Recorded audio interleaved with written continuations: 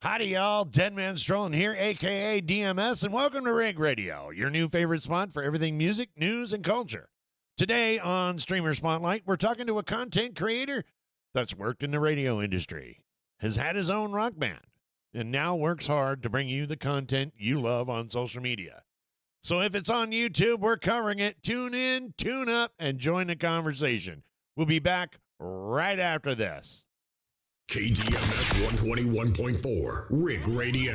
Sometimes the only thing louder than The Rock is the guy who microwaves fish in the break room. For the love of God! KDMS, audaciously loud, unapologetically patriotic. All right, today we got Nubbins, St. Nubbins on the show. And hey, brother, welcome in, man. How is everything going for you? Doing great, man. Glad to be here. I'm glad you had me on. This is a great setup you got here. It's very beautiful. Look at this. This looks great. Yeah, well, I mean, we got to try. We got to try. Absolutely. Hey, absolutely. Let's start off by telling people who you are and what you do. Nubbins, St. Nubbins. I've been a conservative live streamer, late night talk show, basically is what the stream is. Last 3.5+ years. Started on Twitch back in, 2021. Towards the end of the rioting and the madness that's been going on, the lockdowns, the pandemic. Just been kind of doing that ever since, just bringing a different take to these platforms like Twitch and Kick and sometimes YouTube. X and Rumble's definitely more conservative, but TikTok, try to get on as many platforms as I can to bring a different perspective instead of these people screaming into an echo chamber all the time. So that's basically what we do. We're headquarters is basically twitch.tv, Nubbins St. Nubbins. That's where we're at. Now that you were over on Twitch, and you're also on Kick, and you're doing some stuff on YouTube.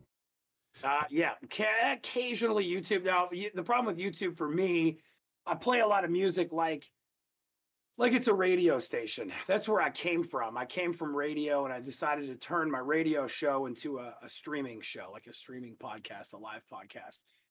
So I play a lot of music like I'm still on the radio, play a lot of new rock, new country, new hip hop, whatever's new. And then just a regular, just run of the mill, whatever people want. People come in, they request music. I play whatever. I may not be happy about it, but I'll play it. But that puts me in the copyright danger. Yeah. So YouTube, I gotta be cool. Kick, they don't mind it. Twitch, they don't mind it when you're live. Rumble doesn't mind. X doesn't mind. TikTok obviously doesn't mind. But YouTube, man, it's rough over there, bud. Yeah, I know. I deal with that all the time. It's kind of hard to have a YouTube channel called Rig Radio and not have music on YouTube. Yeah. But you said you came from a radio. I came from a radio station myself. Yes. Tell me a little bit more about that. Where, when, how, and what was the format? So in high school, I was at a magnet high school, so we had to have an internship. And we were a sports medicine and technology school, magnet school, like communications. So I went into doing telecommunications, and I was doing the local news for school or whatever. We had to have some kind of an internship to stay in the program.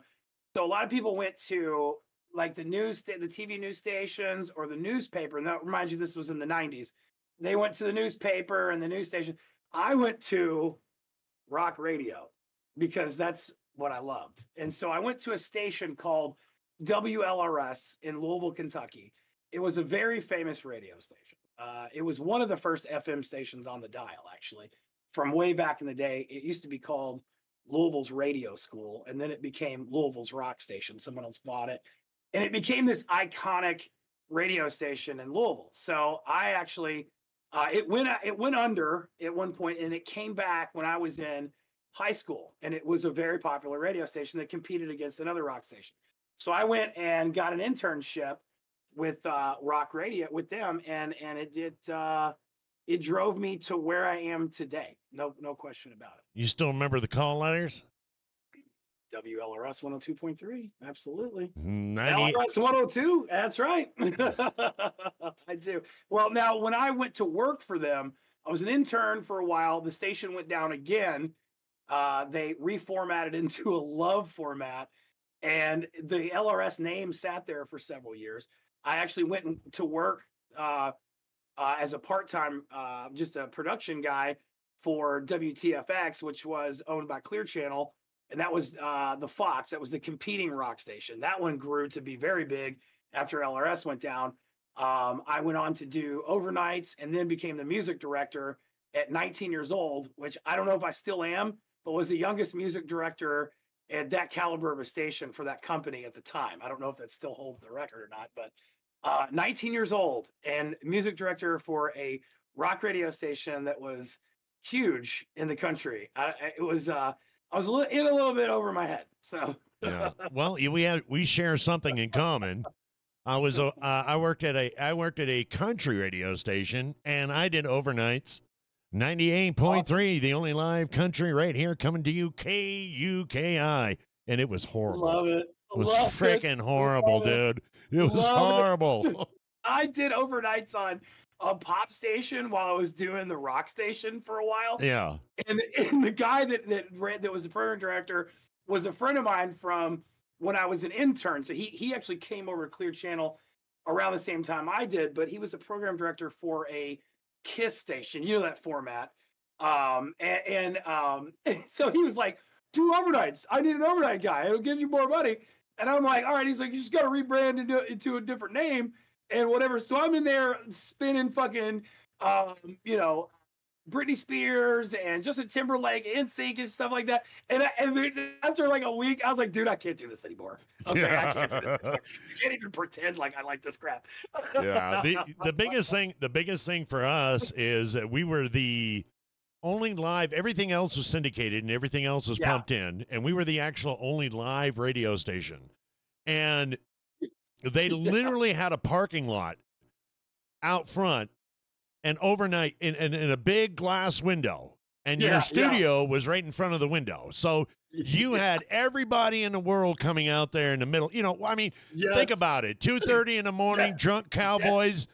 I mean, the drunk cowgirls. I live that life, dude. I know all about it. I got some idiots to jump in the Ohio River for tickets to Godsmack. I'm not kidding. They just, dude, on his cell phone, to mind you, this was in 2000 when cell phones were expensive and not everybody had one. The dude jumped in the river with his cell phone, and his buddy drove him to the radio station, soaking wet from the river. I handed him tickets right out that big front glass door that you can see everywhere. Yeah, it was hilarious, dude. So I had my own cab driver overnight for a while too. The dude would go pick up anybody for like concert tickets and CDs. Oh, really? It was hysterical. It was hysterical. You know, well, we didn't have that kind of budget. We had a lot of tickets and stuff, but they saved that for the morning show. You know, the morning show. Yeah. Well, my program director was a maniac, and rest in peace, Michael Lee. He's no longer with us, but he did a lot of cocaine and a lot of dumb stuff. So we were able to get away with a lot. Oh, that was but that was back in that was back in the day when the joint powder was real good. I mean, oh, dude. Oh, really? Yeah, they were sending it in the mail for plays and shit. You had record companies sending fucking cocaine in the mail. Yeah, I mean, not that we're condoning drug use that we would ever condone or that we've ever partaked. No. I mean, you know, come on. No. It just I heard that it was better quality back in those days.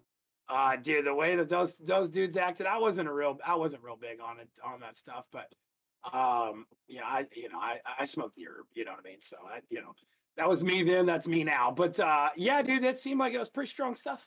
All right, so you're in the radio station. Boy. Let's see. And I need radio. Oh man. Sounds like it might be a job offer here. No, just kidding. So anyway, you work in the radio station, and so how did that correlate? So obviously you're definitely how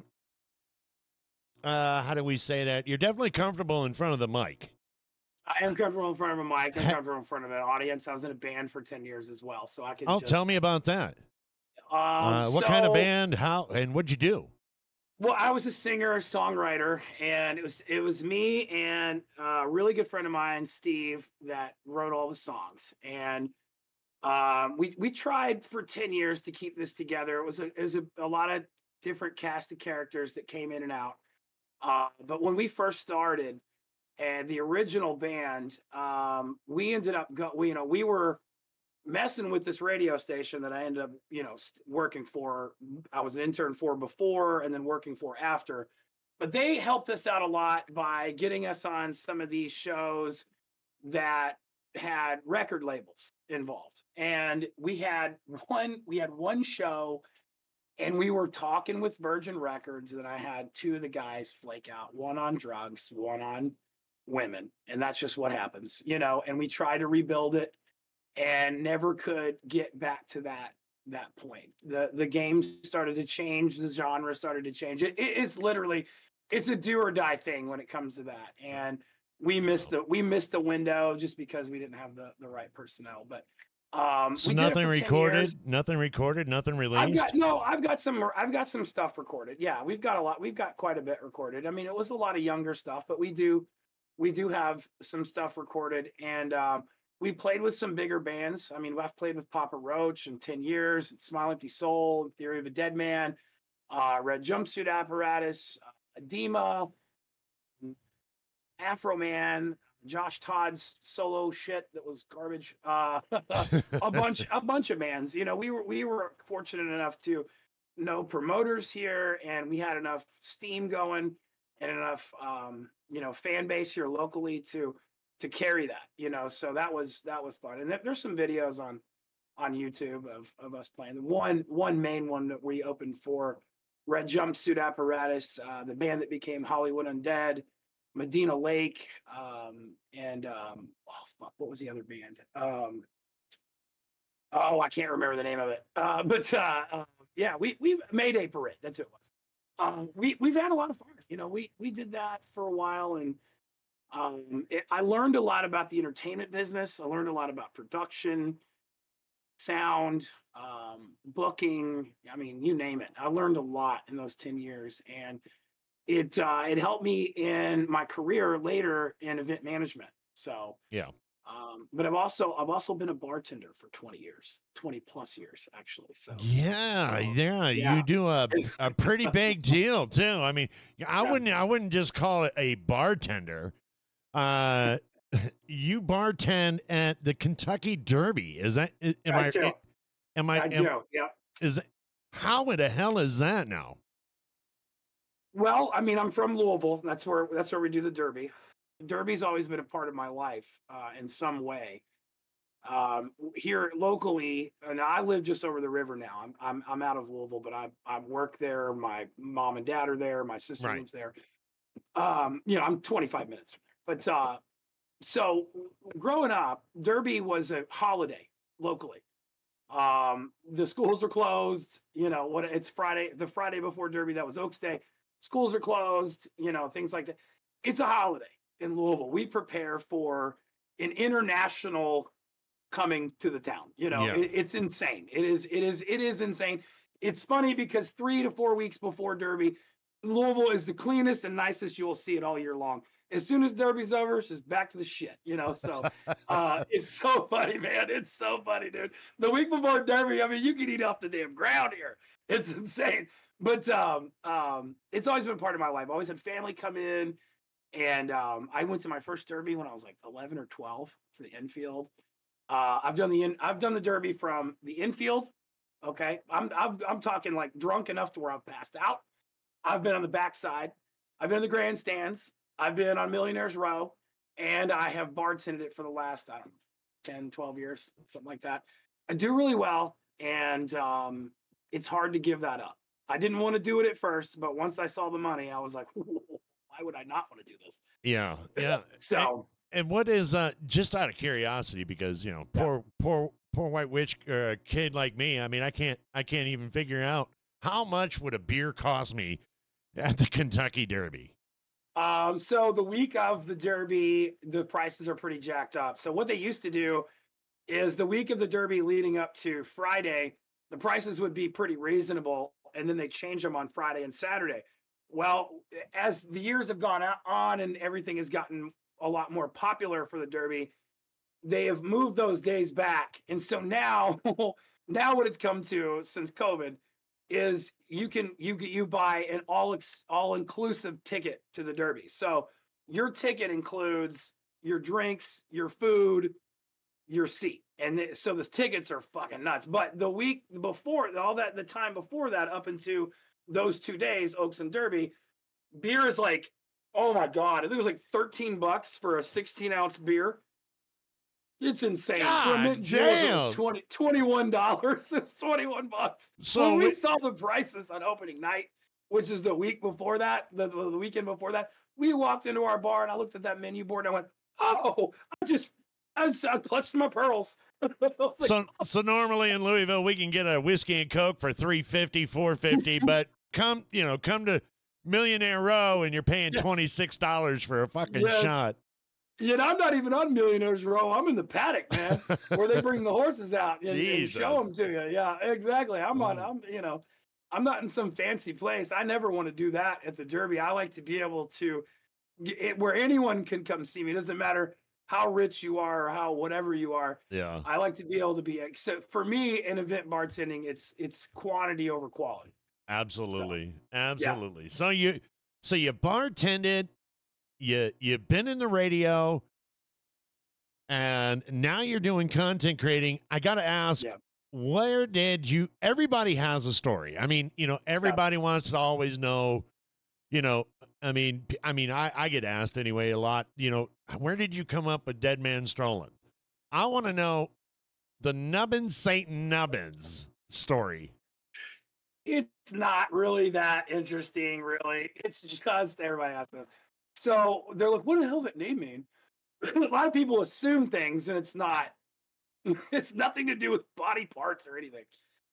When I got back to work in radio the last time was with that LRS station. They had become they were under different ownership, and they went under a different frequency. They were no longer 102.3, even though that cluster did own that frequency. They went to 104.3 and 105.1. One of them was an HD stream that they held on to and put them on both. Anyway, so when I went over to them, my boss, Anne Ray Fitzgerald, who's in California now, she brings me in to the first day. That's when I met my wife too, was that day. That very first day when I was named Nubbins. I met my wife that day. Coming off the elevator. And are we sure this has nothing to do with body parts? You made your nothing to do with body wife. parts. Nothing. So she's like, you got to have a name, and I'm like, well, I don't want to use my old name from the Fox, and I don't want to be associated with my band. I got to do something to keep me separate, and because I don't want anyone to think that I'm getting any kind of special treatment working here, So for my band, and what I did is I trashed my band quite a bit, so much that some people didn't understand that I was the singer. Anyway, but she goes, "We're gonna call you Nubbins," and I was like, "What? No." I was like, "No." She goes, "Yeah." She goes, "Don't you watch Friends?" And I was like, "Yeah." She goes, Chandler's third nipple calls it his Nubbins. I was like, "Oh my God." I was like, "All right, let's rock with it." So me and my buddy Joe, a couple months after that, we added to it, and he just kept saying this Nubbins St. Nubbins. And he was like, I think that should be your full name. And I was like, all right. So we went with it. It's really not that interesting. So you did get named after a body part. I did. Yeah, but he didn't actually have a third nipple. It was all bullshit, All right. So now that you're into content creation and stuff like that, where do you see yourself going? Honestly, man, I don't know, and like I did this because it's not even really like I did it out of necessity. Like I did it because I watched these riots. I watched these protests. I watched the media portray it just completely wrong. I was out all the time asking people, "Are you watching this shit at night? Do you see this?" At the time I was an event manager, so I was around a lot of people. Yeah. No one saw it. No one saw this. It was not, if you go back to that time frame and you look at the views that were going on with these different streams, it doesn't even come close to the amount of people we have in this country, right? So Yeah. you got a small portion of this country that's really seeing what's going on. And when you try to talk to other people about this, they think you think you're nuts. And it's like, dude, I watched the Kyle Rittenhouse situation live. Well, a lot of people that come to my stream, we were watching that live. I wasn't streaming at the time. I was watching another streamer, but I knew this community. Yeah. We watched that. You know what I mean? And it's like we saw all this go on, and people were just like completely dumb to it. They had no clue. So, I got on Twitch and I wanted to do something like, my radio show on here. But then I started to watch these other guys and I was like, dude, I can combine this. I can combine my radio show and this, this. Was that me or was that you? Wasn't me. I don't know what you mean. Oh, dude, that might have been me. Somebody might have just somebody must have followed or something. Oh, somebody just resubbed. Sorry, man. I have my OBS. I was like, yeah, no, bro, I'm not even live. So. I was like, what happened, dude? Somebody just had an automatic resub go through. So I just was like, dude, I'm gonna combine these two. You know what I mean? Like, I'm gonna combine my radio show, the energy of that, the music, the knowledge of the music, all that stuff, and then this, current events, pop culture, news, politics, whatever, and just mesh it together. Where do I see it going? Honestly, no one's actually asked me that about this. And honestly, I don't know. Okay, so I mean, we're going to kind of address the elephant in the room because, I mean, it's part of everything and it is part of the program. Yeah. Okay. And then we're going to get into some other stuff right after the break. But I do want to kind of get your opinion on, the whole deal where we got to meet each other. Yeah. I also have a channel over on Twitch, and we share relationships with other content creators that we both know. Right. And there was a particular point in time where you were streaming and the guy that, the ones that we know were streaming, and you all got banned from Twitch. Now we'll set this up. Okay. Okay. Because I know that I've watched your stream several times, and at no time and at no period, I mean, it's a kind of a calm, cool, come in, chill, relax. And, you get to watch what's going on. Yeah. And it was at the time of the protest of the Golden Gate Bridge. Yes. And Brooklyn Bridge. Yes. And Brooklyn Bridge. Yes. And you had people and protesters disrupting everybody else's lives to try to get a point across. To be honest, in my opinion, nobody gave a shit about. But apparently they did. Yep. And all you did was stream it live. I did. I made some comments about it, but all I did was stream it live. And it was a little bit more of them just disrupting people's lives. Yes, that was the main part of it. Yes, they were in the streets illegally. They were also burning the American flag on both bridges. Right. And the one that I showed was because I know we're talking about another content creator that was banned the same night and showing the same thing. And I believe he was showing the Golden Gate Bridge, and I was showing the Brooklyn Bridge. And I've voiced my opinion on who these people were, not their race, religion, creed, or anything like that. It was the protesters. They were all different shapes, sizes, and colors. Okay. So I wasn't talking about anything like that. And I just said that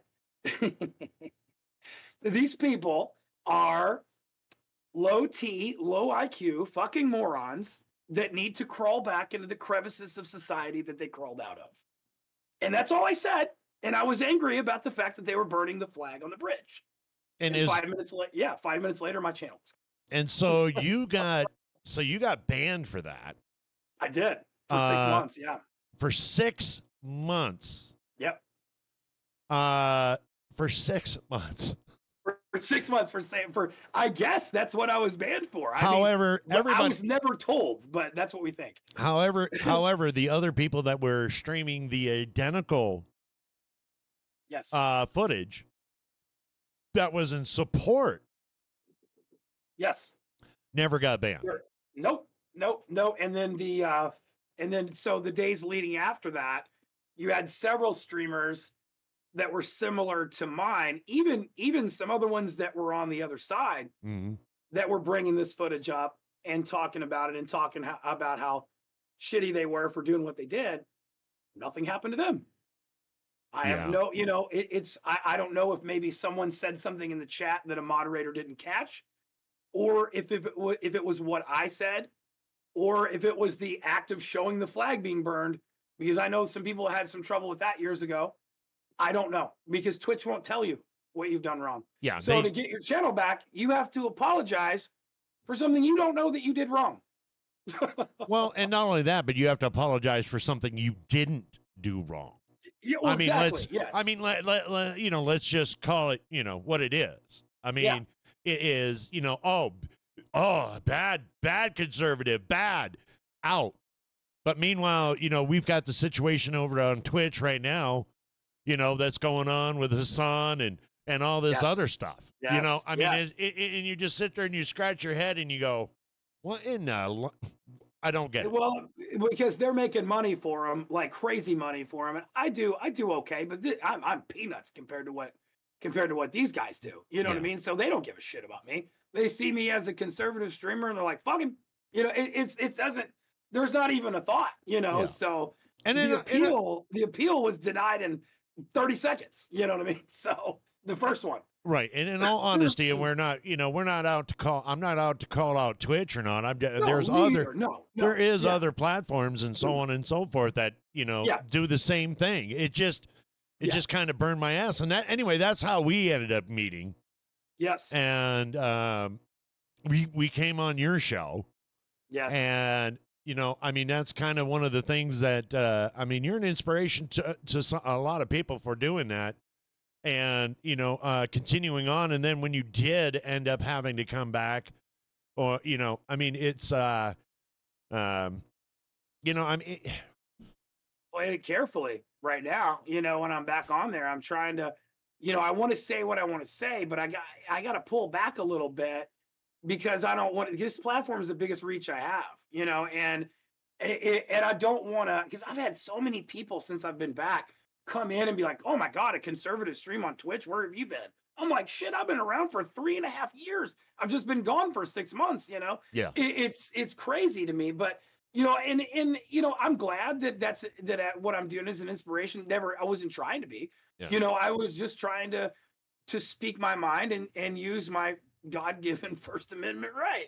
But on these platforms, and I don't know it, it, they do have rules. They do have terms of service. But I think that may change here with this upcoming administration, is what it sounds like to me. We should be able to say what we want, how we want it, in the public square. If you don't agree with it, turn the channel. And that is a perfect lead-in to our next topic. Right after the break, we're going to come back with Nubbin St. Nubbins. Stay tuned. We'll be right back. An ad right now. It was just getting good. To hell with it. Let's get back to the action right now.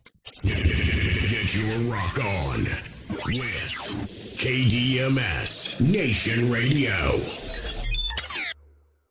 All right, we're back and with our guest, Nubbin St. Nubbins. And one of the things that we wanted to cover today is, Nubbins, I want your opinion on, okay, so we just went through a huge election. We just went through all the rigmarole on there.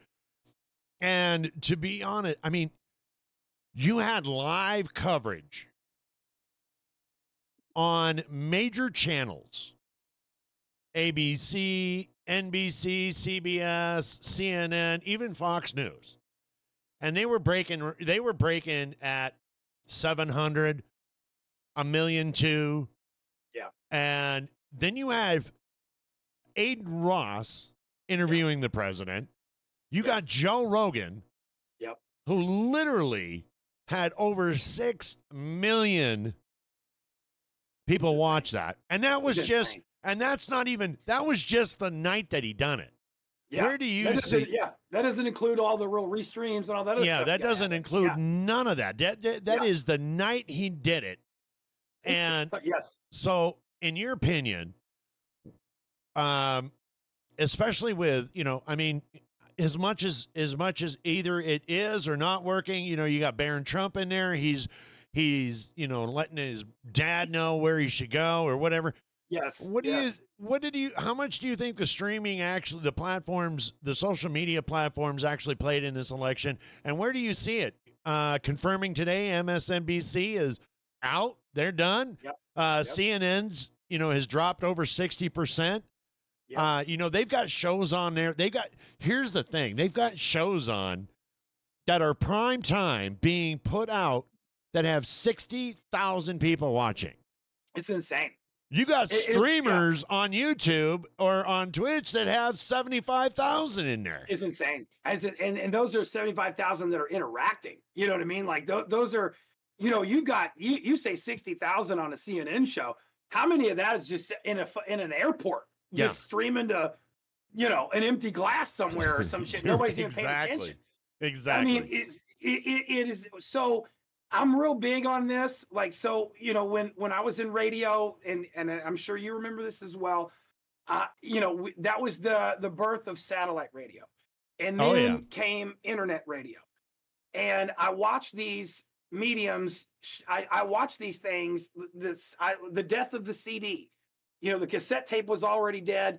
The CD was the new media for music. And that was dying. Okay. Those iPods started to come into play. Digital music started to come into play.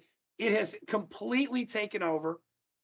People don't buy CDs anymore. They buy records now for nostalgic reasons. You know what I mean? Like vinyl has outsold CD for the last several years.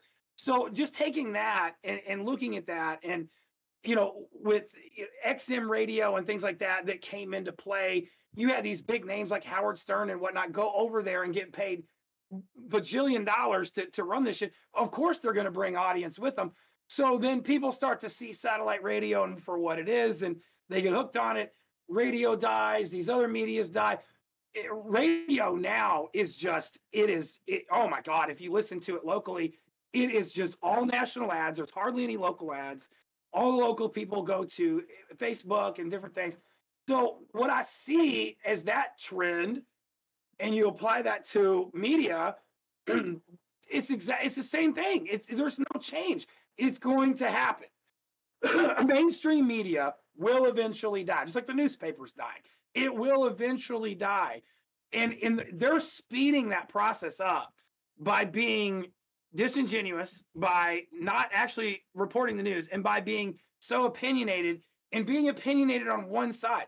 They're being paid to get out there and tell you that conservatives are bad and they're racist and they're evil and they're homophobic and all this stuff. And Donald Trump is literally Hitler and he wants to be a dictator and he's buddies with these people and that people and this is what's going to happen and your rights are going to be stripped away and all this other crap. They're literally paid to do that. Well, the American people have figured them out finally.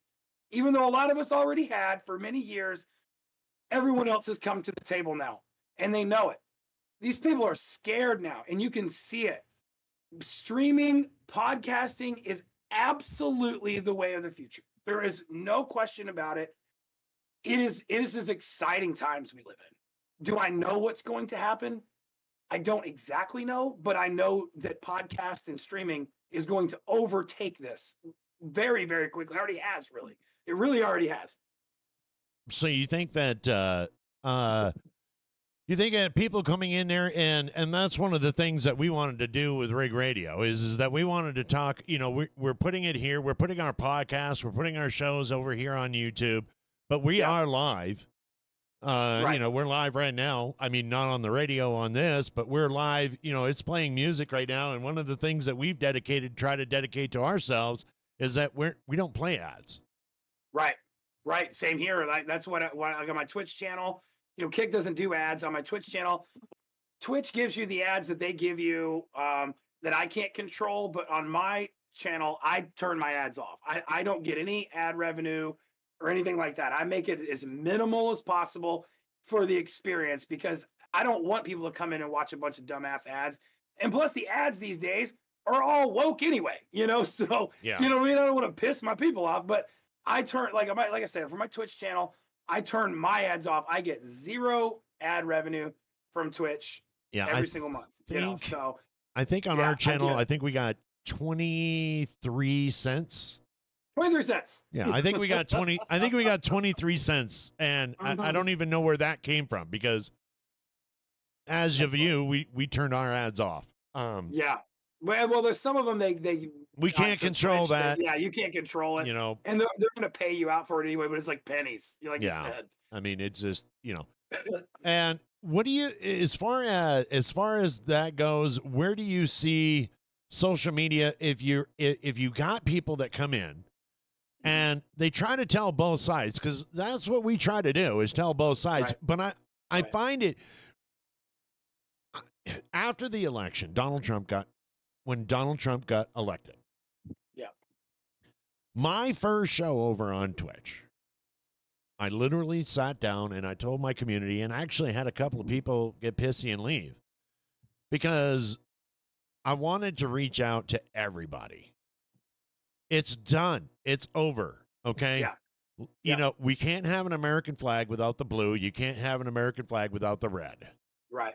We are all united under one flag and under one nation. And a lot of people, have forgotten that. Yeah. But Nubbins, I'm telling you, man, I'm having a hard time because now we're 14 days out and I'm looking at dumbasses drinking vegetable oil in protest of health. So nasty. I'm like, wait a minute. You're protesting health by drinking vegetable oil. Yes, that's exactly what that guy did. That was wild. And so I'm having a hard time, well, you just don't want to listen. You don't want to. Well, yeah, I do want to listen, but I don't want to listen to somebody that thinks that a man can be pregnant. I don't either. And I don't want to listen to somebody who believes that that men should be in women's spaces and everyone should be okay with that. I don't, and that we should just let undocumented, as they call them, illegal people into this country to do what this guy did, this Barrio guy did to Laken Riley. Everyone in the world can see now with this court case being over exactly what happened. It is just to listen to that story and listen to what happened with her is just, it's terrorizing. Well, it is. And the thing, it really is. And the thing about it is, what about the ones that aren't reported? Yeah. Well, and with the ones that are busted for doing what, maybe not going as far as killing someone, but sexually assaulting women or raping women or whatever. And I know I'm trying not to use the words that I'm not supposed to or whatever, but we are talking about the news, but the ones that are just caught and released constantly. Yeah. Well, what is this? Like what I'm sorry. Why are we just catching and releasing criminals? It's I funny. don't understand. I don't want to get off topic and stuff, and I really don't. But you kind of kicked on something that I'm kind of passionate about, and I kind of get pissy about, to be honest with you. And I know this video already is not going to be monetized, which is fine with me. It isn't a situation whether I care one way or the other, right? Because I want to know. Prime example, the Washington Redskins. They had the chief of Blackfeet on their helmet. Yeah. It was designed by an artist. From the Blackfeet tribe. From the Blackfeet tribe. Yep, that was. It was approved by the chief and the National Society. Yes. Of the Blackfeet, whatever. Yeah. It was approved. Proud of that too. And they were proud of that. Yeah. Yes. They were absolutely proud of it. And we had to take it off because it pissed off white people. Isn't that a shame? How does that even work? And now to go into any a little bit further, that's one of the reasons why I'm 54 years old. And YouTube scares the shit out of me. I can go live and I have no problem. I tried to make a video, one of my first videos, okay? And it took me my first video was, I did the research on him, and with Dax, I know you know Dax. And he dropped, go ahead. You talking about the artist? Dax, yeah, the artist, Dax. Musician? Yeah. And so he dropped a new video, Soldiers. Yes, okay. And I happened to be on YouTube doing something else when it dropped. And I was like, oh, shit, this is the perfect one. I'm going to make this video. After doing the research and doing this and doing the recordings, it took me 5 fucking days. And I can't, my biggest problem is that I'm my own critic. I'm editing it and I'm like, this is dog shit. Yeah. You know what I mean? Yeah, I've been there, dude. And I never ended up doing it. But the biggest thing that scares me, and the biggest problem that I have is lying to people about truth. Yeah. Rape is a word. Murder is a word. Yeah. Suicide is a word. Yeah. Okay?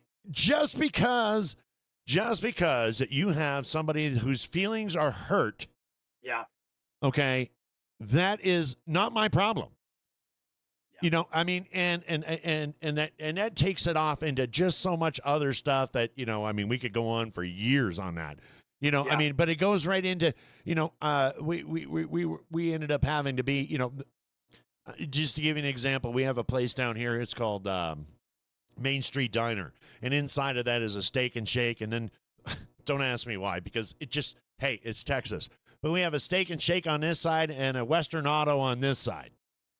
I don't know how the correlation goes, but hey, It is what it is, And I was standing in there, and here was this guy standing in a miniskirt with a beard, a full, and not just a little bit. We're talking a full-grown beard. And I'm like, dude, are you next? And he goes, and he looked at me and he was like, and I was like, oh, no. And I stopped him right there because I knew it was coming. And I was like, look, dude, I'm not the one. Okay, if you want to go home, if you want to go home and you want to look in the mirror and you want to lie to yourself, but I'm not going to lie to you.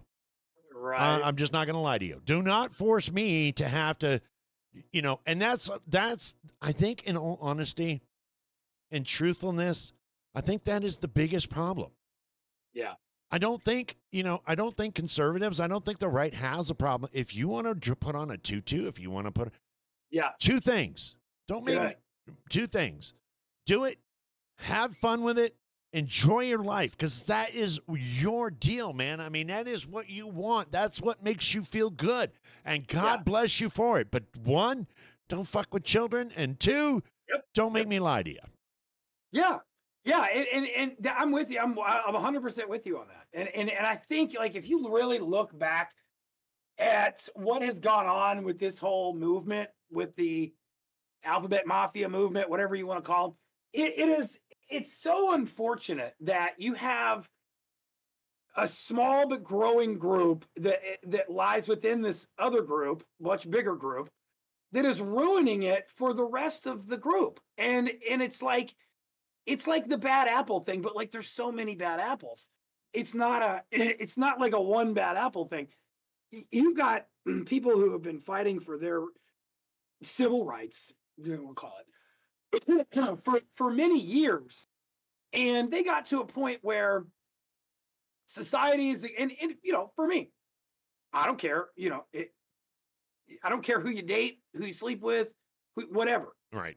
Don't force me to lie to you. Don't force me to play pretend, and don't mess with the kids. And really that goes in the other order, but it for sure. And that's never what has been going on. We never dealt with that. That wasn't part of the equation. Then all of a sudden, it was a part of the equation. I don't know what sparked this or whatever, But you've got these old school LGBT folks that are like, dude, we have been fighting for our rights and we got everything cool, man. People accepted us. We could get married. Everything was fine. And now you guys want to come in here and play. What bathroom do we use? We're going to play in women's sports when we're not women.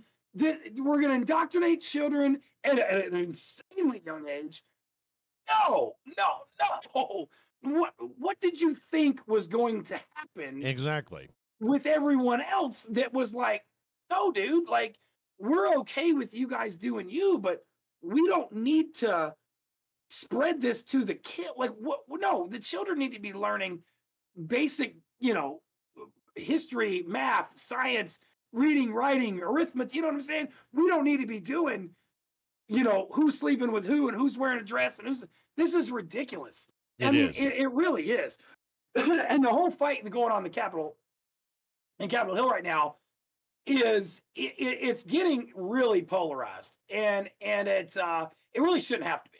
You know what I mean? Like, keep the rules in place. Women go to the women's bathroom, men go to the men's bathroom. If you don't know, I'm pretty sure they installed the family bathrooms for everybody else. They did that like a year and a half ago. They're in the Capitol. This person doesn't need to flip out. They also don't need to go to the women's room. They can just use the gender neutral bathroom and shut up. Well, I mean, and the biggest thing about that is one of the things that a lot of people don't realize is they have private offices, and those private offices have a private bathroom. Why do you have to walk down to the hall and go into the women's room?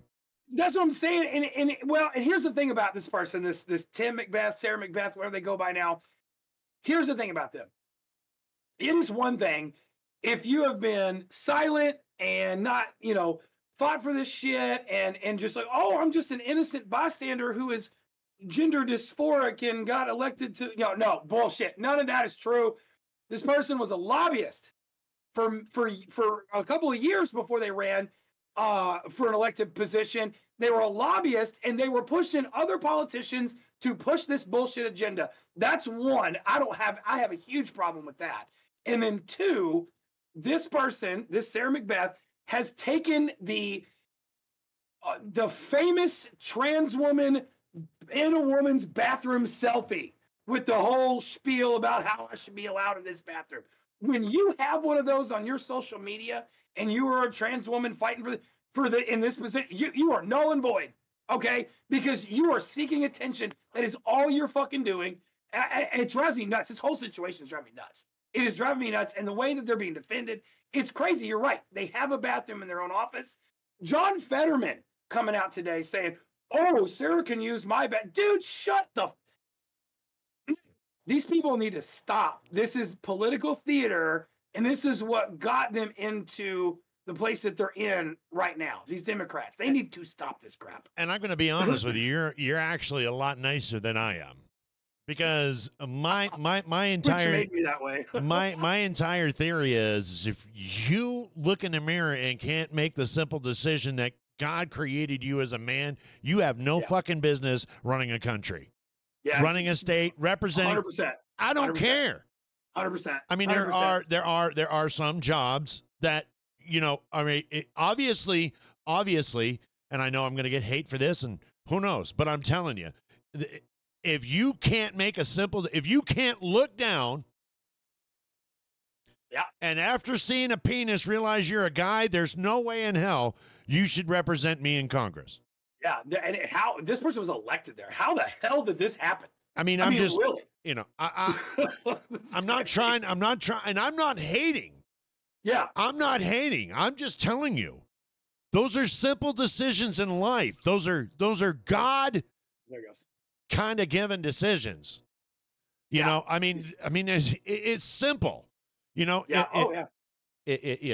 anyway, not to get on again, I am not hating. I do want people to be able to be who they are, want what they are. Right. It makes, but I don't want you representing me. Yeah. And that's with the case of this person. Like, I don't care if they want to dress like a woman or live their life like a woman or whatever, but now you're an elected official. Now you're up for, we can critique you. We can, you know what I mean? You're now here, you're in the pool here with everybody else. Okay. So she, whatever, however you want to call it, is in a House of Representatives, right? Yeah, so but see that's my point right there, Nubbins. I Yeah. mean, just look at the fact that you having a hard time even calling her what they are. Yeah, and okay, like I said, like you said, you want to do that as an adult? There's nothing wrong with that. Do you? I don't care. You know what I mean? But don't make me play pretend. Don't mess with the kids. Don't mess with the ideology. Don't force everybody else to play pretend. And if we don't want to, or we have a good argument for why we're not going to, don't make us out to be homophobic, transphobic, this phobic, that phobic, racist, this and that.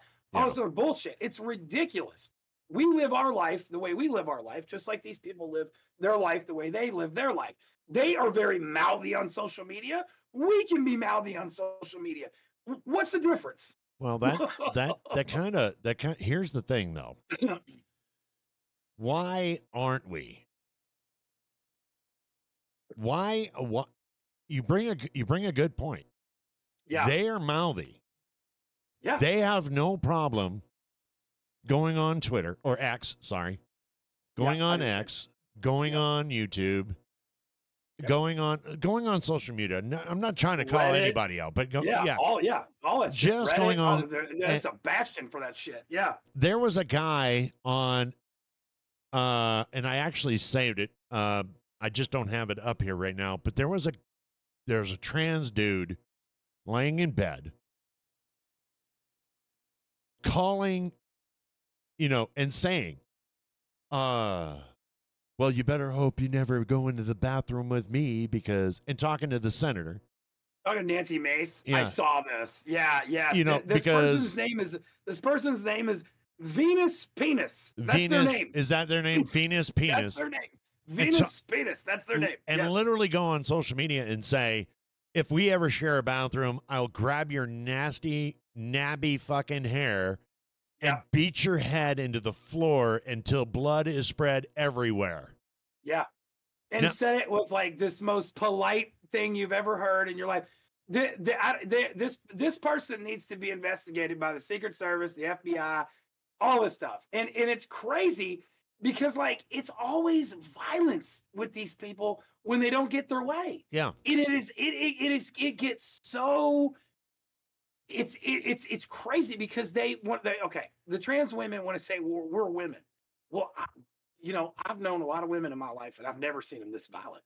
Never. I've seen violent women, but not like this. Yeah. I mean, this is, we've got these shootings as well, and to go along to correlate with the violence that is I mean, if you look at some of these content creators like Mary Kate Delvey and Libs of TikTok, Chaya Raichik and Riley Gaines and people like that, and J.K. Rowling, who's not a fucking content creator, it's an author of famous, super famous books. They get some of the worst violent hate you have ever read in your entire life. Oh, yeah. It is unreal, the things that they get, especially J.K. Rowling. But I don't know if you know who Mary Kate is.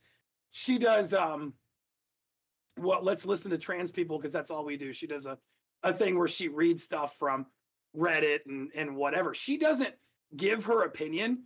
She literally reads this stuff. Now, she does do some funny videos too, but it's just like Libs of TikTok. It's a mirror. That's all it is. It's a mirror. Yep. And then they come at them with the most violent, insane hate when all they're doing is looking at themselves. It's wild. It is wild. It's wild. And I like I said, I mean, if you peacefully want to do stuff and you have a partner, I mean, I am definitely not homophobic. We had rental properties. We had two gentlemen that one was in the business career, Yeah. and the other one was, I mean, I'm going to tell you, this guy was a hard ass fucking construction worker. Owned his own construction company. They rented a home, never laid on their rent, never had an argument, never had this. My yard was always fucking beautiful. The inside was great. We've had dinner. We've gone to their house. They've been to our house. Not one time did they talk about sucking a dick. Not one time. Yeah. And it's like, it's so crazy that like, you've got, like I said, you've got these folks that just live their lives, you know what I mean? Because they're just normal people, just like everybody else. Yeah. And then you have these activists, and you have these crazy psychos, and they're the ones that are ruining it for, like, the guy that you're talking about. For many years, the only the only person I would let touch my hair to cut my hair was a gay man, because he did my hair perfectly. Okay, perfect. And before Adam, I had another guy, Steve, that cut my hair. Now Adam's left and whatever, and I've got some different women that cut my hair from time to time, but my wife's best friend owns a salon, so I have to go to this place to get my hair cut, because if I don't, that's gonna be my ass. Yeah. But Adam ended up opening his own salon, and I was like, shit, I can't go over there. But anyway, like, Adam and his husband, they're friends of ours, and I've had many, many, many gay friends in the past. And have they ever done anything to me? Have they ever, like you said, ever talked about sucking a dick? No, hell no. I mean, some of these guys get a little nuts when they get drinking or whatever, but it's just like it's just like a straight person. You know what I mean? Absolutely. And yeah, and have I had situations with aggressive, predatory gay dudes? Absolutely. Have I dealt with that shit? Absolutely. Yeah. But there's also predatory heterosexual dudes. You know what I mean? Like, it's the same thing. You know what I mean? So there's gonna be this up and down, left and right with life. You know what I mean? But like, these folks in the trans activist stuff, this is taking it to a whole new level. This is whole new trying level. it's not even close to the norm. It's so outside of the norm. They want to indoctrinate everybody, and they want them to treat them how they want to be treated on that specific day. You know what I mean? Like, it's ebb and flow with them. Like trans, non-binary, whatever. Some days I'm a man, some days I'm a woman, some days I'm both. Well, how the hell are we supposed to know that? Yeah, and it's kind of like they don't, but it's kind of like they don't belong to the girls and boys club. I mean, and what I mean is that okay, well, I don't really accept that, or somebody pissed them off, and so they're like, well, I'm just gonna have my own. I mean, look, there's gay men, there's gay women. Okay, there's gays, there's lesbians, and there's bi. Free for alls, basically. Hey, love for everybody, which is okay. Yeah. But what's a pan? Well, I think with just because you just said the B. So if you really think about it, I mean, a pan, from what I understand, a pan decides at that particular point whether they're going to be a woman being with a man, a woman being with a woman, or well, that would make you lesbian. But they're kind of null and void just because of the whole B. Just think about it. Yeah, LGBT, that's what I'm saying. Bi is either a man, either you're attracted to a man or a woman, right? That's what bi means. Yeah, well, exactly. That cancels out all these 7,000 other genders that they think they have going on. And the ones that come out on social media, and they're saying, well, we are, what the hell was it? I don't know. It sounded like a NASCAR race. It was. Oh, I saw that. I saw that. It was weird. It was like they were like trans. It was like they were like double trans. It was weird. Yeah. We don't identify as a man. We don't identify as a woman. We don't identify as a he or a she. We're just an existence. Yeah, they don't even. They're not a species. They're not. We're not even got into that. Those are the people. Those are the people that need help. Well, yeah, and I think I'm not hating on them. Gone on here. Well, that's what's gone on here with our society is that instead of, saying, "Hey, that's not right," you know what I mean? Like, I think you may need to see somebody or whatever. We've affirmed this shit. We have allowed these fantasies and fetishes to flourish, and it has spread like a virus across social media. And when this all started, it was like, oh, it's just a small portion of the population. Is that true now? Because it's not. I have seen countless videos of people who have, changed their lives, changed their gender, lobbed shit off, and surgically altered themselves time after time, day after day after day after day, and they're not the same videos. They're not the same people. Yeah. So you're telling me that this is a small percentage of the population? First of all, I don't believe that. And two, it is a social contagion. It Yeah. absolutely fucking is. If social media did not exist, we would not be here right now. We would not be doing this right now. There's Absolutely. no question about it. There would not be this many trans, non-binary, whatever the hell, queer, whatever the hell they want to call themselves. It's almost they like would not exist. It's almost like if you were to sit back, and you came up with some theory, okay? Yeah. And you put it on X and you were talking about it on your social media. And let's just say, for instance, it went viral and you got, 1 million views overnight, Yeah. All of a sudden I'm sitting back and I'm like, well, I'm the same thing. Yeah, But I can do that. But I don't want to copy, Right. So I'm going to create some other thing.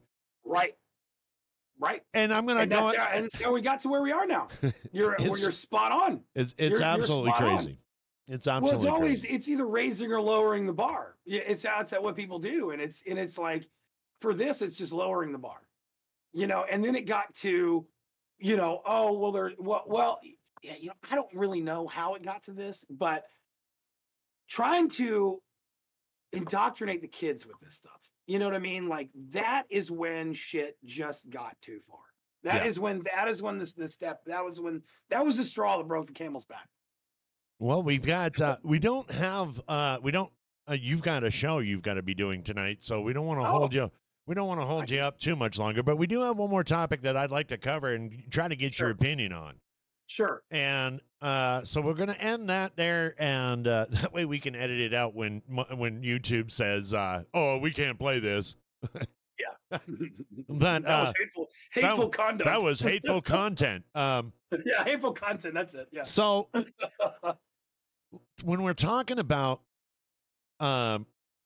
living in not living in reality, yeah, what is your opinion on because it doesn't have to do, the fact that more and more people nowadays are not living in reality has nothing to do with the alphabet, the alphabet soup.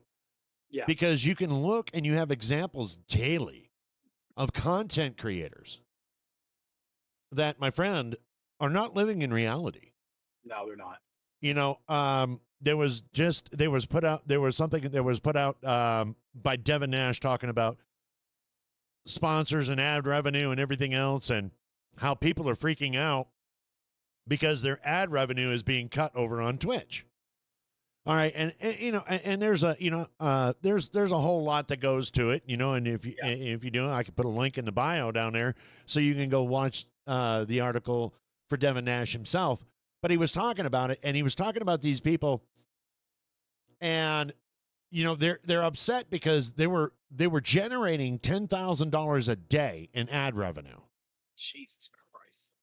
And then now it's dropped to $2,000 a day. Oh. Okay, I may be doing my math wrong, but if I'm doing it right, that's like $60,000 a month. Yeah, it's insane. In ad revenue. And then he talked about a streamer, wow. And then he talked about a streamer that did a 24-hour subathon. And just in that subathon made $71,000 in ad revenue. More than the average American's yearly salary. Dude, that's more than I can make on Twitch in a year and then some. And that's wild. That's in one stream. Yeah. Who was that? Kai Sinet? Who was that? Kai? I think, as a matter of fact, it might be. I don't know. I can't remember. Yeah. I'd have to go back and relook. So I don't want to. I'm not trying to call anybody out or anything like that because I'm all for it. Don't get me wrong. I'm all for if you can make that money, baby. But don't bitch about it when you're only making $2,000 a day in ad revenue. Yeah, that's when when they're going and doing that. That's when you want to be like, hey, dude, are you fucking serious right now? Like, I mean, you're 20-some years old. You're sitting in front of a camera for 8 hours a day, or And don't get me wrong, I Yeah, understand 100%. It is a lot of work. It is a lot of work, trying yeah, to get a show together and try. But a lot of the times you look at some of these content creators, they don't put any effort. They're not putting a lot of effort into their live streams. yeah, Okay, they're basing it off of the people that are coming in. They can't even yeah. communicate with the community because they've got 15,000, 20,000 people watching them. Yeah, they can't even read their chat. It's going so unbelievably fast that you're not going to be able to interact with one individual in your chat when you've got You know, stuff moving like that. I have a guy that I've watched, and I'm going to be honest with you. I absolutely love his content. I think he's a great Yeah, creator. But I also know that he makes $30 million a year. And I also know that he wanted to give it all up because the graphics card in his computer in his new studio went out and he got pissed off. what? And that's the kind of stuff that don't cry me a river. Oh my Okay. God. Don't cry me a river when you're doing the stuff that you love, that you absolutely love doing, and you're Yeah, making ass tons of money. And that's where the break in reality are. People don't realize that, dude, you made $2,000 in a day off an ad revenue. yeah. Not even off of your content, off of the fucking ad revenue. Revenue. That's insane. I mean, it That's just, insane. we have at our company, we have 17 people. We employ 17 people. Yeah, And those 17 people come to work every day. And they come to work every day at 7:30 in the morning and they leave every day at 5. And they raise their families, they pay their bills, they buy cars, they do this, they do that. yeah. All I guess all I guess is I want to know what your opinion is on these people that are just they're wrapped up in this and the reality is gone, dude. I mean, Yeah. honesty, if you came to me and said, Dead Man, I'm going to pay you $2,000 a day and I want you to stream 5 days a week, or better yet, I don't want you to stream. I want you to create one video every day. So five videos a week, but I'm going to pay you $2,000 a day, $14,000 a week. Dude, I'd do that in a heartbeat. Dude, I'm In a done. heartbeat. I wouldn't even look back. Maybe they ought to spend just a little less money on, crashing McLarens, Oh my God. clashing McLarens or making, going, taking trips to South Korea and getting thrown in jail and prison for. I mean, it just Yes. amazes me how many of these people they're missing it. So I think like just because so you and I come from a very very similar world in a very close time frame. So um, we see things a lot differently, and we also understand in entertainment and in media there is kind of a decorum, right? There's kind of a there's a kind of a you kind of follow a certain set of not really rules, but just kind of decorum. Yeah. These new dudes, these guys, these young guys, they they don't know any of that. Nothing. That is not even close. They have never worked in a building or for a company that's paying them to go and create content or to push their content. They've never lived that life. They've never had um they've never had to work with a team, you know what I mean, to do that. They've never had that kind of stuff. Right. This is all new to them.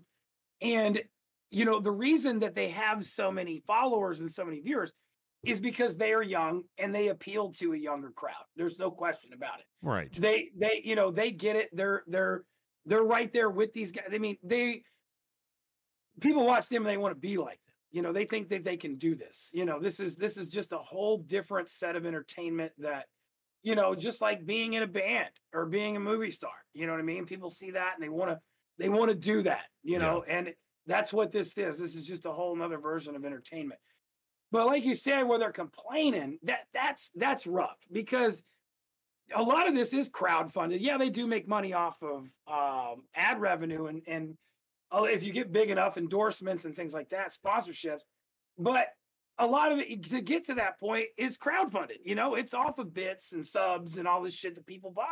Yeah. So for them to go and complain, that is psychotic because it's like, the people who are with you, they are who got you there. Exactly. You know what I mean? So who are you complaining to? So you're complaining to the people that got you there. So when crazy. when you sit down to a guy who, or a kid or a man or whatever you want, maybe a 30-year-old man that goes to work every fucking day and grinds his meat beaters to the bone. Yeah. And then, especially nowadays, because I know you've seen the hit as much as I have in the last couple of years. You know what I mean? Yes. And yes. So expendable income isn't there. Expendable income is not there. Thanks, Biden administration. So they give you, and a lot of people don't understand that, because they get that ad revenue. So hey, I don't really care about his $4.99. Well, wait a minute. You might not care about that $4.99 or that $5.99, but that guy that just gave that to you lives on a fixed income. He watches you religiously. He's been with you for 4 years. Yep. And you're going to sit there and piss and moan because you only made $2,000 in a day? Dude, if I didn't acknowledge someone who bought a sub for me and I found out about it, I would lose sleep over that. I mean, you know what I mean? Like for these people to just, and I've seen it, and I know what you're talking about. I've seen it. They just throw this shit to the wind like it's nothing. And it's like, dude, they put you there. That's what you don't understand. They put you there. Why don't you get that? Like the ad revenue, that's what you should be all whatever about. These people, they're going to be there for you. If they're not there, the ad revenue's not there. Like, what do you, it works hand in hand. It doesn't, it doesn't make no damn sense. Now go back. Kids, they don't get it. And also not even just the kids, the people who come in that are older, that are, that my age, your age, even a little bit younger than us, that come in and think that they can do this shit. They have no direction. They have no decorum. They don't know, they don't get it. Yeah. And they think everybody's there to yeah, well, no, you're not. Jesus, what are you talking about? Look at this. Look at all of this. What are you talking about? You are not one of them. But you get these guys that think that they know what they're doing, and maybe one or two of them, they get a little acknowledgement. They get a little, they get some viewers. They get whatever. Like I've had this situation happen where they want to go and then they want to fight with other streamers for content, and you don't know what's coming. Why? You know what I mean? Like that kind of shit, dude. Oh, I've fought many of streamers for that nonsense, and I've won every time. Yeah. And I'm losing. This is my WWE intro. I'm doing shit. Yeah. What I do to these idiots that attack is I take their audio and different things that they say, and I just use it against them. Yeah. In different sounders and intros and shit like that. Absolutely. But no, you got a lot of people who get on the internet. And that's the beautiful thing about this. It's still in its infancy right now. It really is. It really is. It really, really is. And you got a lot of people getting on that don't know what they're doing. You know what I mean? And sometimes they get lucky. Sometimes they don't. Sometimes they want to fight. Sometimes they don't. It's just crazy. It's wild. Just if you had a station director, going back to our day. Okay. And you brought in a client. And that station director looks at the bottom line. And he saw just you were bringing in $2,000 of revenue per day to that station. How would that station director treat you? I mean, at the time, I mean, if you were back in our day, it's really, dude, when I got canned, not really canned, but like the station was going down, but it was like, it wasn't doing well, but it was still selling a little bit. And my show was starting to peak at that time. And one of the sales guys had almost $200,000 in ad revenue sold for my show. And when he found out that they were letting me go because they couldn't afford me anymore, I was like, he was like, "Are you fucking?" I mean, just lost it, dude. He lost so much in commission. But I mean, yeah, it would be different. I mean, you know what I mean? If you were bringing in, one client was, spending that amount of money And on writing a you, check, just writing a you. check to the station every month for 60 grand. No, dude, I'd be able to do whatever I wanted, man. I'd be able to fucking walk around Exactly. the station naked. Any, Nobody'd say a word. anytime that you accidentally said shit on the radio, they'd be like, "Oh yeah, no, that's shit. Hey, that's just Don't a, even worry about it. the FCC's You only want to going take to the charge us." station vehicle home? Go Yeah. ahead. Go. The FCC's only going to write them a check, write them a fine for like $400. We're good. Right? We're good. Shit. $60,000 a month for one client. One client. For one DJ. Shit, I'd be driving the station vehicle all month long and having the fucking station pay for the gas. Yeah. That's what I'd be doing. Yeah. I'd be out there. I'm just going to get more promotion, boss. Don't even worry about it everywhere I go. It's crazy. I know it's crazy, man. It's crazy. Dude, My I biggest, used to jump out of the station vehicles at stoplights and like Dixie Highway and shit in Louisville and hand out CDs and stickers and shit. I got in trouble for that. we had a competitor that was we were going back in there. I just have to, they were syndicate. Okay, they weren't live. Yeah. But their tagline, okay, was KUME. And they had one DJ there that created a commercial. And he was like, "Don't touch that dial. The towels are in the laundry and you've got come on the radio dial.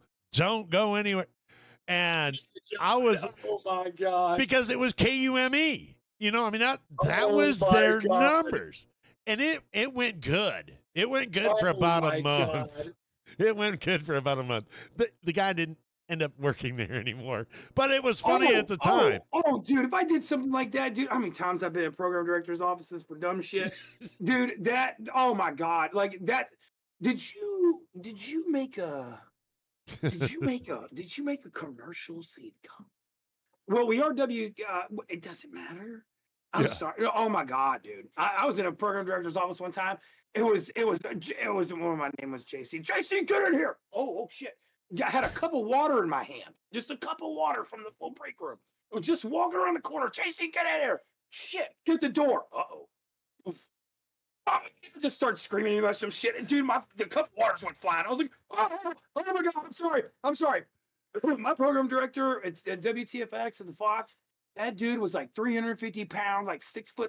He was a monster, dude. He was a monster. When he got pissed, oh my God. The earth shook. They did a I remember, you worked overnights, so when the morning show comes in, yes, you always have that little interaction, yes, as you're passing the baton off, to the morning show. Yes, most of the time they're grumpy, yes. And our director came in during while we were live. Oh my God. And I was going by Scott Edwards. I mean, because that's the biggest, hickiest country name I could come up with. And he opened up the door while we were live, and we were just about ready to call. And he's like, "Edwards, my office now." Live. Oh, shit. And so I go in there, and he goes, I sit down, and he looks at me, and he goes, "I'm not sure how to put this, but the last time I looked, AC/DC is not a country band." Oh boy. And at that time, of course, you had Poison, AC/DC, you had Bon Jovi. And we do I did a whole segment, and I got away with it for about a week because we were strictly all just country. But I do a segment for a power segment for all the people that work overnight. You know what I mean? Yeah. And I do 1 hour of just hardcore rock at that time. And I was. Dude, I got in trouble for playing the wrong shit too, dude. I got deleted. Oh, did you? Oh, no shit. Like, dude, I got. Well, that and keep in mind, and like I said, you got to remember we were live. Yeah. We're the only one, and the window. We have that window, Yes. so everybody can see anything. Yeah. And it might have had something to do with because we were always playing tricks. You know how it goes, man. I mean, you're Oh always yeah. if Oh, if yeah. somebody's live, man, you always put we had carts back then. Yes. Yes. And Carts. so Yes. and when you had a guy that would come in and say, when you had an ad coming in, and they'd say, hey, we want Nubbins to read this. Okay, so then you go in there Yes. and you You have have to to go into copy. Yeah. you go into the recording Yeah. studio and you record the Yeah. ad, right? And every and then you put it on a cart, and then you have to label Yeah. it, and then you put it gets put into rotation.